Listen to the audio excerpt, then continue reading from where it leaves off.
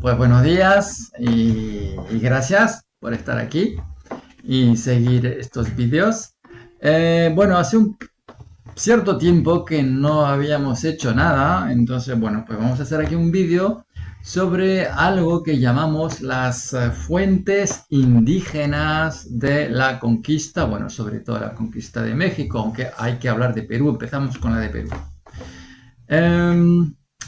En 1971 salió un libro que tuvo mucho éxito de Wachtel, Nathan Wachtel, si no estoy equivocado, que se llamaba La visión de los vencidos, pero hablando de Perú únicamente. Bueno, estuve mirando ahora la última edición y vemos, claro, a españoles torturando a indios. Vale. Bueno, a ver, primer problema. El título está mal. Porque si decimos visión de los vencidos, eso significa que los indios son los vencidos y los españoles son los vencedores. Bueno, pues eso es falso. Porque a ver, ¿de qué indios estamos hablando? Todos saben, en el caso de Perú, por ejemplo, los españoles eran 180 y algo. Nada. ¿Cómo pueden derrumbar un imperio inca, que va del sur de Ecuador hasta el norte de Chile con unos 15 millones de personas? ¿Cómo es posible? Pues claro que no es posible. Y lo mismo de Cortés. Cortés llega con 500 hombres en un imperio que consta de 12, 13 millones de habitantes. No está claro, obviamente que no son todos aztecas. En fin, es fundamental tener las ideas claras.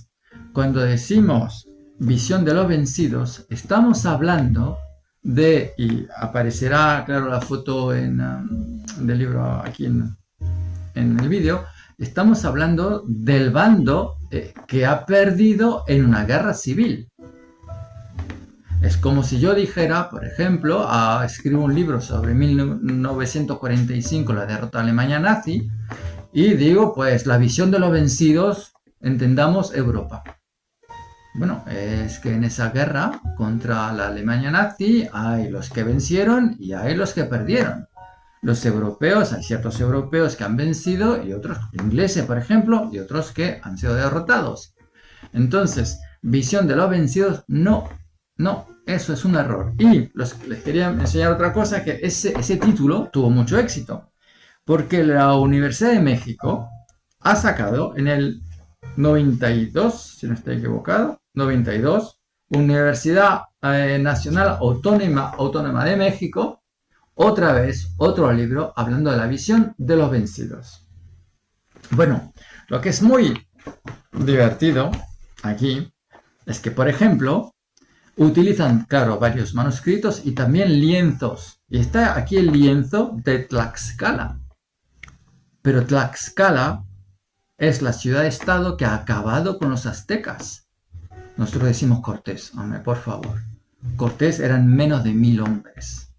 Y enfrente teníamos a seguramente entre 200 y 300 mil guerreros, que no todos eran aztecas, porque había ciudades-estado que eran aliadas a los aztecas y que mandaban batallones.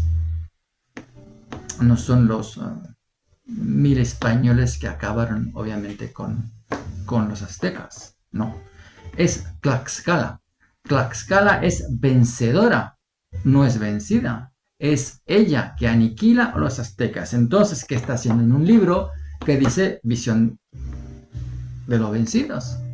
Yo tengo aquí el lienzo de Tlaxcala que utilicé para escribir mi libro sobre los últimos días del Imperio Azteca. Y bueno, por ejemplo, una imagen, a ver si luego aparece la imagen también en el vídeo, se lo tengo que pedir a mi cameraman. Aquí, no sé si se ve bien, seguramente pondré luego la imagen mejor. Vemos aquí a los tlaxcaltecas salvar a Cortés. Cortés sobrevive porque está protegido por los tlaxcaltecas. Y eso no es ninguna propaganda española. Eso es un lienzo que fue hecho por Tlaxcala en alrededor de 1552, medio del siglo XVI.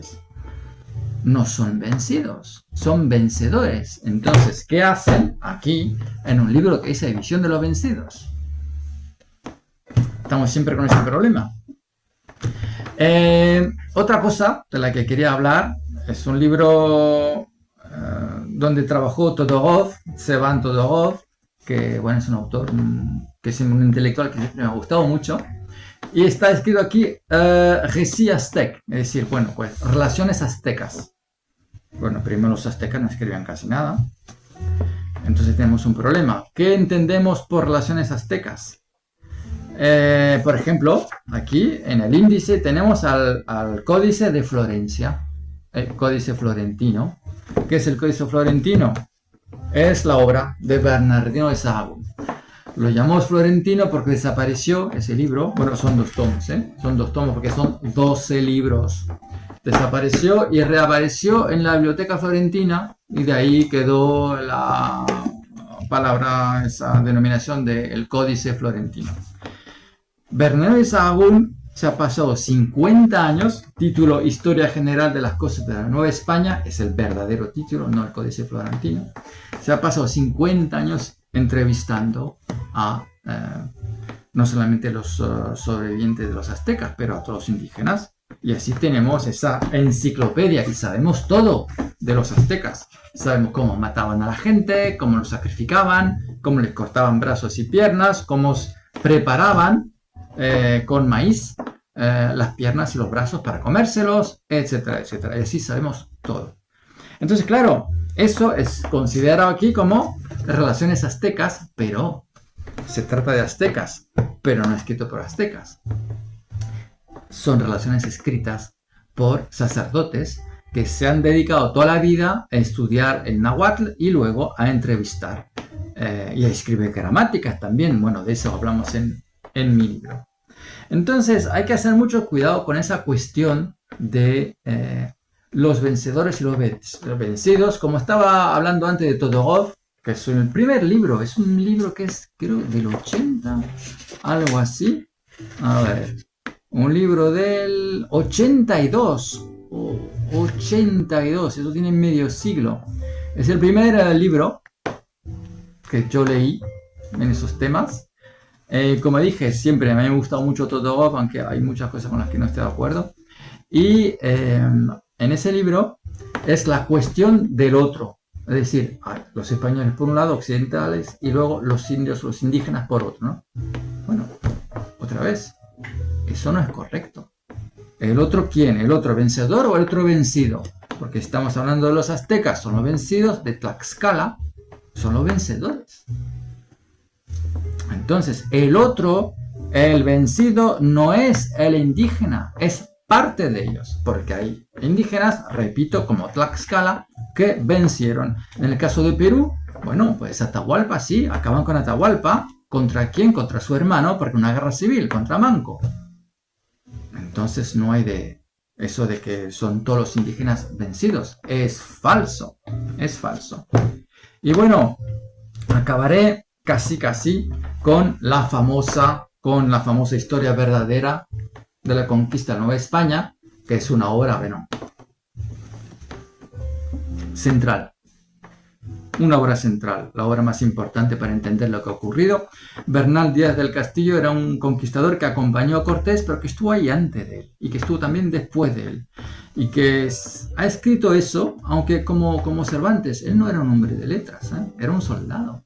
Como Cervantes, que estuvo en la batalla de Lepanto y que ahí perdió un brazo y pasó a ser el manco de Lepanto. Y luego no pudo volver a España enseguida porque estuvo 5 años en las cárceles en Argelia y luego regresó a España. Pues es un militar también, Bernal del Castillo, y lo dice él mismo: yo soy un idiota sin letras, decía, porque uno tiene educación, pero eso es lo que hace la fuerza de ese libro, porque él describe lo que ve de la forma la más objetiva posible, aunque también se ha inventado un par de cosas, pero bueno, de eso hablaremos otro día, porque yo estoy escribiendo una biografía sobre Bernal Díaz del Castillo. ¿Por qué Bernal se ha puesto a escribir? Escribe 30 años después de lo que ha ocurrido. ¿Por qué? Bueno, porque él ha leído, por ejemplo, la relación de Gómara, que Gómara nunca ha salido de Madrid, nunca ha puesto los pies allá en América Latina, y Gómara, bueno, pues escribe un panegírico de Cortés donde se pasa por alto la mitad de las cosas.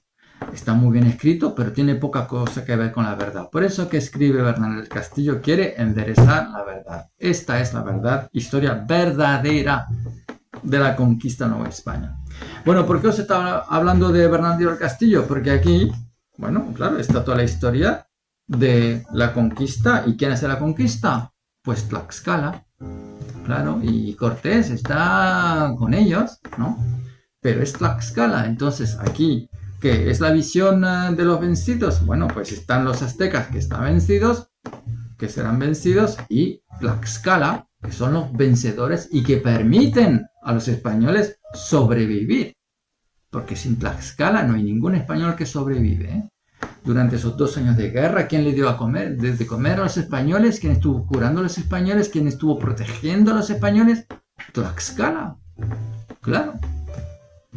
En fin, voy a acabar con esto con un pequeño detalle. Todos creo que conocéis a esa señora, que es la traductora de Cortés, y que la llamamos la Malinche.